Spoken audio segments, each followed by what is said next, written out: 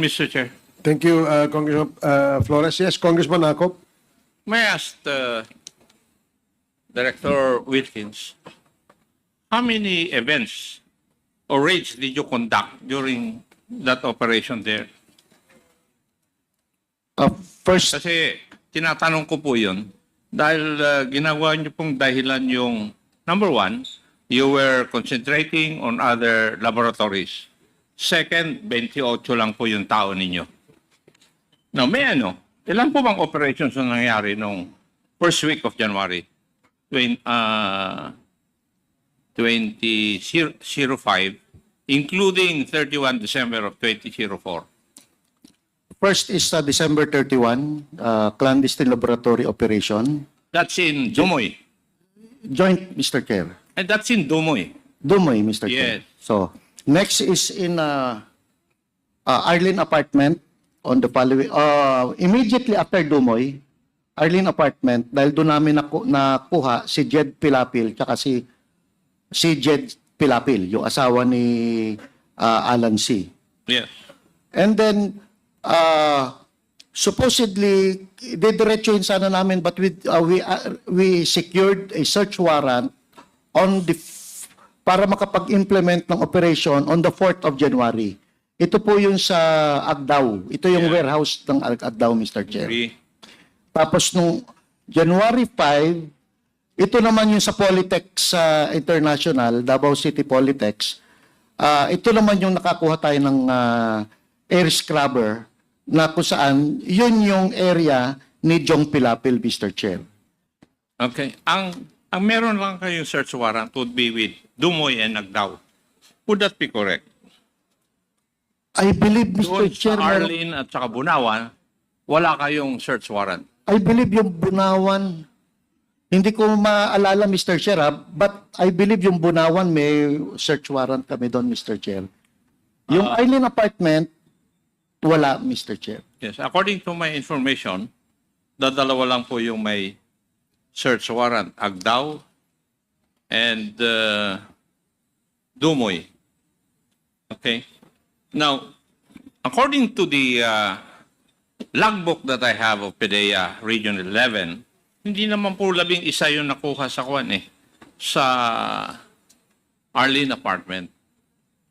Will you agree with that? Hindi ko na matandaan, Mr. Chair. I'm sorry po. Hindi ko na talaga matandaan. There were 13 people according to the logbook. The same person who signed yung logbook ng January 1, 2005, 10:35 a.m., si Tanod, siya rin ang nagsabi o nagpumirma sa logbook nung bumalik yung mga tao ninyo, ang nireport 13 tao yung nakuha. Possible, Mr. Chair. Ang pumirma ay si Juanito Tanod. Di po ba? Yun ang nakalagay, Mr. Chair. Yes. Sino po yung matanda na sinabi ninyo na nakuha doon? Yung Carlos, ang nakaano ko doon is Carlos C., Mr. Chair. Carlos C., pursuant to this record, is only 28 years old. Nandito naman tama yung sinabi ni Chairman kanina na merong 14 anyos, may 15 anyos. Tama. It tallies with the logbook that I have. Hindi ko na matandaan, Mr. Chair. I'm sorry, Mr. Chair. Talagang, ang nangyari kasi si Mr. Chair, I submitted all the after operations report sa PDEA. Lahat yan, Mr. Chair. Progress reports. So I have about 5 progress reports. I have after operation report sa PDEA sinubmit. And then, I have my own files. But nakurap nga lahat, sir. Kaya ang hirap mag-recall nung event because talagang 20 years ago, that was 20 years ago. I don't know the names, Mr. Chair. Meron nga ako ng record 20 years ago. Yes, sir. That was What in would be the PDEA. basis of the questions that I would be asking of you if I do not have the records? Ibig mo sabihin, iniimbento ko lang itong sabi ko? No, Mr. Chair. No, hindi po. But as far as I'm concerned, nakalimutan ko na talaga, Mr. Chair. I'm sorry po. Mas maigi siguro yung rason na ganun. Ang sabihin, kasi ang pagtatanong ko naman po sa inyo ay base sa record na nasa akin. Yes po. and I think these are true records. Yes, Mr. Chair. When PDEA would submit the official copy of PDEA 11 logbook in the year 2004, makikita natin na tama itong nasa akin. Yes, Mr. Chair. Yes. Mr. Chairman, ang dami na nagtanong tungkol doon sa 13 na nahuli doon sa Arlene. But nobody can tell us ano po ang nangyari sa kanila. Meron po ba makapagsasabi kung ano na po ang nangyari sa kanila? Naihukay na ba sila? Pinalaya o ano? Who can answer that? Mr. Chair? Mr. Chair, siguro sir talagang ang tanungin natin dyan, yung Bureau of Immigration sa 11. Kasi talaga sila, sir, sila Mr. Chair ang makakasagot kung ano nangyari doon, Mr. Chair. Mr. Chair, may I move that we invite the Regional Director of BID noong 2004 doon sa Kwan. And kasi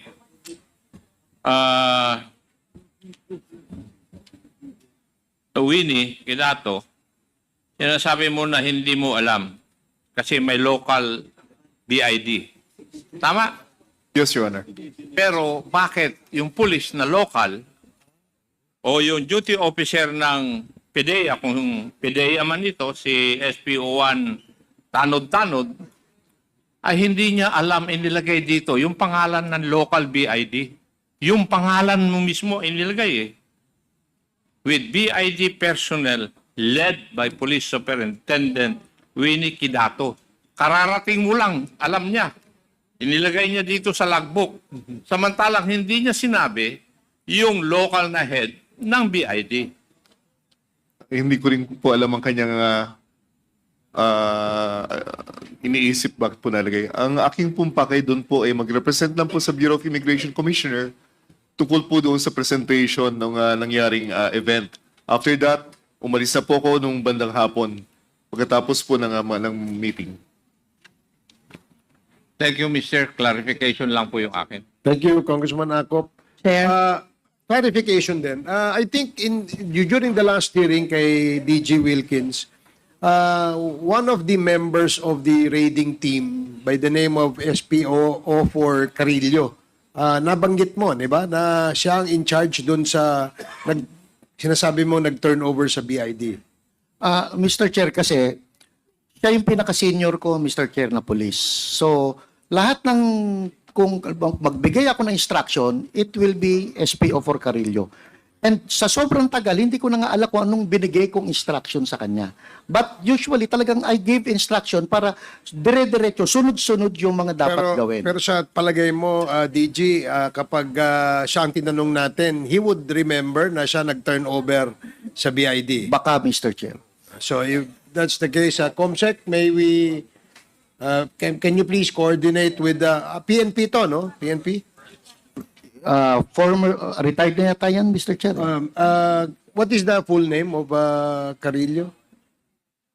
We can get that from our record. So Yes, please Mr. Chair. coordinate with the PNP and invite si SPO for Carillo in our next Quadcom hearing. So, meron pa?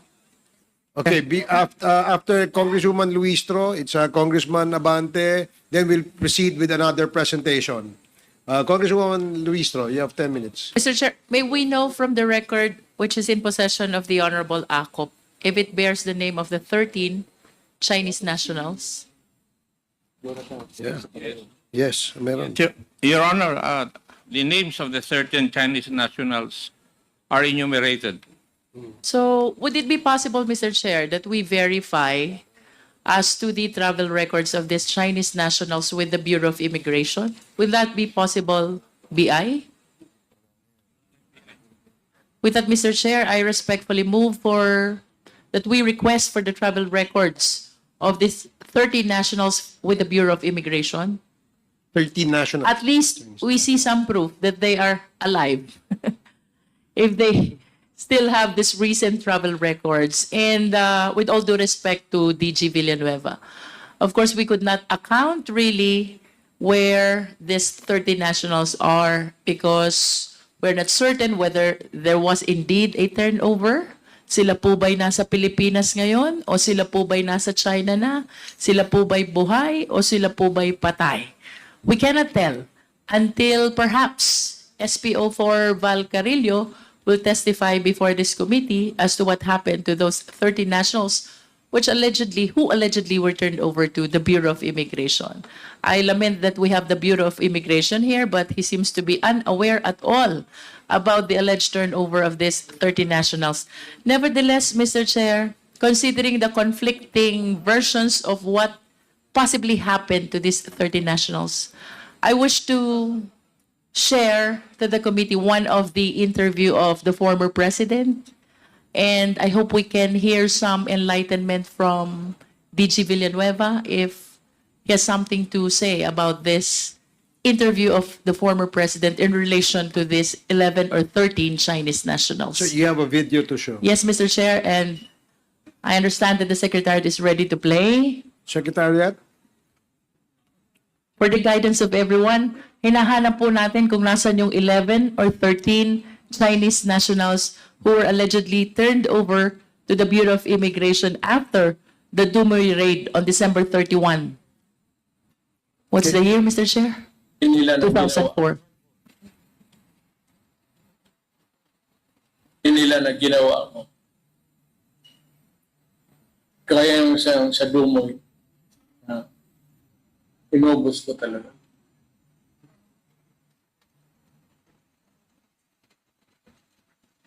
I did it because I had to do it for my country. I believe it's clear, Mr. Chair, yung sa Dumoy, inubos ko talaga. I did it because I have to do it for my country. Can we hear the comment of DG Villanueva? Mr. Chair, kilala naman natin si Presidente. May rhetoric talaga yan para makita. But ang sinasabi ni President is Dumoy Laboratory. Talagang patay lahat yung naandun, Mr. Chair. Hindi doon sa kung saan na area. So yun yung, I believe that's the context. But knowing him, talagang ganun magsalita, sir. Mr. Chair, patay yan. Akong bahala dyan. Mga ganun usually. Mr. Chair, Tatapon ko sa helicopter yan. Mr. Chair, naniniwala ba si General Wilkins na rhetoric lang yon? Naniniwala kayong rhetoric lang yon? Yung Dumoy, Mr. Chair, is... Hindi, binanggit mo rhetoric eh. yun So, nga. alam mo yung utak ng dating Pangulo? Mr. Chair, I'm talking about Dumoy Laboratory. You are talking about what the President said. Doon sa Dumoy Laboratory, Mr. Chair. Dali lang. Pinanggit kanina ni Congresswoman Luistro Pinakita sa iyo yung video Nakita ron na ubos ko talaga. You were not referring to you were referring to the statement of the former president. And you said it is just rhetoric. Rhetoric lang ba yun? I'm just asking. Yes, Is Mr. that rhetoric, Mr. Chair? Mr. Chair, Sa'yo. Sagutin mo ako. Yes or no, is that rhetoric? Mr. Chair, yung sinasabi ni Presidente during that time was in Dumoy. My goodness, you're impossible. You are very impossible. Sasagutin mo lang ako Binanggit mo rhetoric Alam mo naman si Presidente. Binanggit mo, alam nyo naman si Presidente. Alam mo ang utak ng dating Pangulo? Rhetoric lang pa yung sinabi niya? I'm sorry for the word, Mr. Chair. Ayun. I'm sorry for the word. Salamat. Mr. Chair, just a very short interjection if my good friend Congresswoman Jinky Luistro would allow me. Well, the committee, Your Honor, does not really allow interjections. But since the good Congresswoman from Batangas allowed you to, then perhaps if it is maybe 30 it's very- seconds short, that you can... It's very, very short, Mr. Chair. Can we play again the video? Sige. Please play the video again.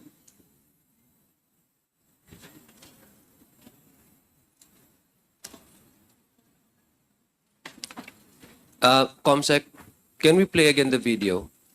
Comsec, Secretariat, can you please play the video?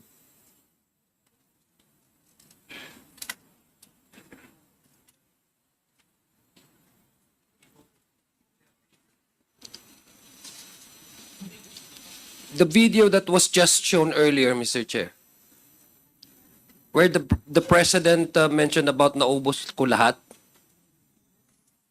Hindi nila na ginawa ko. Kaya yung sa Dumoy, inubos ko talaga.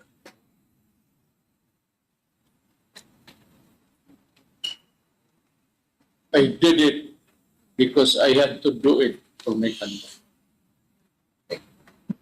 Mr. Chair, just want to be clarified because we apparently have a scenario here where there are 11 Chinese nationals that were turned over, and there are also killed foreign nationals in Dumoy. I just want to be clarified because DJ Wilkins mentioned categorically that the president was specifically means Dumoy. Can we put that into record, Mr. Chair, that he knows exactly what the president was talking about? Because the premise of the question of Congresswoman Jinky was about the 11 Chinese nationals. We did not know where they are, whether they're really alive or if they were, killed. Just to put into record, Mr. Chair, that the DG Wilkins Villanueva knew exactly categorically what the president was referring to. Mr. Chair, what I hear, if I can hear it right, yung pinag-uusapan dito, Mr. Chair, issue sa Dumoy. That is why, nung pinakita yung video ng presidente na inubos ko lahat sa Dumoy, talagang ubos lahat, Mr. Chair.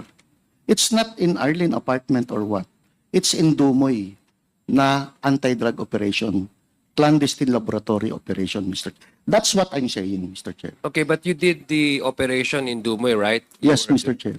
So was there a clear, because when the president says, taking into the context of his pronounce it there, inubos ko sila lahat, did he direct you personally to make ubos of all the Chinese that you found there in the raid? Lumaban yung anim, Mr. Chair. Kinikwento ko nga kanina, yung pang-anim na namatay, No, pinakal yung agent natin, yung No, no. police natin. Yeah, Mr. Chair. I'm not saying the manner of which they were killed. I'm just trying to patch and link his statement with the one that you just said earlier. Kasi ang sinabi niya, inubos ko sila lahat. Pero kayo po yung gumawa ng raid. Now put that into context, did he order you to kill all No, those no, Chinese? Mr. Chair. Hindi Yun ang po. gusto kong Kami lang, mention. sa amin yan, Mr. Gusto Chair. yun ang gusto naming i-point out po ni ni Chairman Benny Yes, Abate. yes, So I Mr. would Chair. suggest to DJ Wilkins Villanueva not to speak on behalf of the President Yes, because we yes, can never Mr. Chair. understand what the President really means. Yes, Mr. Chair. Thank you, Mr. Chair. Okay, Mr. Chair. before that, let Short me lang. acknowledge the presence of Congressman Johnny Pimentel and Congresswoman Janet Green. Short Are lang, you done, Congresswoman Luistro? You are Sige okay. lang. Thank you, Jinky. Please proceed, Congressman Dan. Hindi, I was a little bit, medyo merong akong konting confusion about the pronouncement of the former president. And I was amazed, no? Na actually ngayon ko lang parang nakita to na siya yung pumatay. Ang question ko lamang po, we were talking about the 13 Chinese nationals. At sa 13 Chinese nationals na yon, meron siyang tatlong mga bata. Merong 14 years old, merong 15 years old, at merong 18 years old. So kung sakaling totoo yung sinasabi ng former president that he killed everybody, yeah, for the love of the country, involving those children, this is something that is so serious, no? And we have to take it seriously talaga. And just wanted to know, asan na tong 13 taong ito? Sa ngayon, Wilkins, we don't know the whereabouts of these 13 Chinese nationals. Mr. Chair, talagang ang makakasagot nito is Bureau of Immigration. Tama yung sabi ni Congress Representative Luistro na tingnan yung travel record. Kasi talagang nirelease ng BID. It's the BID na makakasagot dito, Mr. Chair. Mas madadali kung makuha talaga yung travel records ng mga taong ito, Mr. Chair.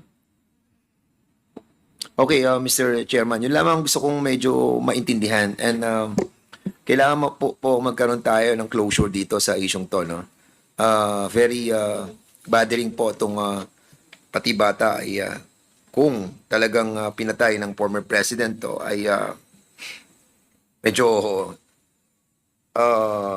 bothering to that even the Chinese embassy must be aware of what happened. What about the Chinese embassy? Ano naging reaction nila on these Chinese nationals? Have we invited the Chinese embassy during that time? Because these are all Chinese nationals. So basically, these criminals must be turned over to them, correct? Have we included the Chinese embassy? Hindi ko pa alam kung anong action talaga ng Bureau of Immigration, Mr. Chair. Kaya, A while ago, you were mentioning, General Wilkins, that it was a comprehensive briefing that you have conducted. yes, sa mga VIPs Yeah. na dumating on this January 1st, Mr. Chair. And who conducted that briefing? Ako po. No, I mean, who invited all those personalities, the VIPs? Mr. Chair, coming from Manila po sila What I mean is like, who invited? Are they the one who started the meeting, or sila po ba nagpatawag, or it was you who have invited those VIPs? Sinundo, Sino Mr. Chair, ano po yun? Yung VIP o yung, ano po yung tanong niyo po ulit? You were telling us, di ba, na meron kayong kinonduct na briefing, di ba? Yes, Mr. Chair. Involving the immigration, Angelo Reyes. Walang, A while ago, you were telling that. I heard you. yes, pero hindi ko alam kung may immigration doon, Mr. Chair. Kasi ang sinalubong namin from the airport, yung Davao International Airport, Yes. merong isang VIP room doon, Mr. Chair. Yun yung holding area namin na So, lahat ng VIPs. who are those people? I mean, sila ba nag-start nung nagpatawag ng briefing, or it was you? Ako po, hindi po. Sinundo ko po sila. So, while magkakasabay sir sila, General Reyes, General Aglipay, General De Leon, General Abinido. So they Magkakasabay went sila. there on their own volition? From Manila. They went there on their own volition, or you're the one who called them over? No, they decided to come over sa Davao City because of that anti-drug operation, Mr. Chair. So what I did is para isahang briefing, doon ako sa airport lounge nag-conduct ng briefing for all of them. Bago i-travel sila papuntang Dumoy Laboratory so that alam nila ano yung i-expect nila doon sa area. Alright. So I decided to conduct the briefing for them. During that time, walang immigration doon, Mr. So Chair. wala ka na remember that Chinese embassy were... Wala po, wala Okay. po. Sige, yun lang po, Mr. Chairman. Maraming salamat po. Okay, thank you, Congressman Paduano. Congressman Fernandez.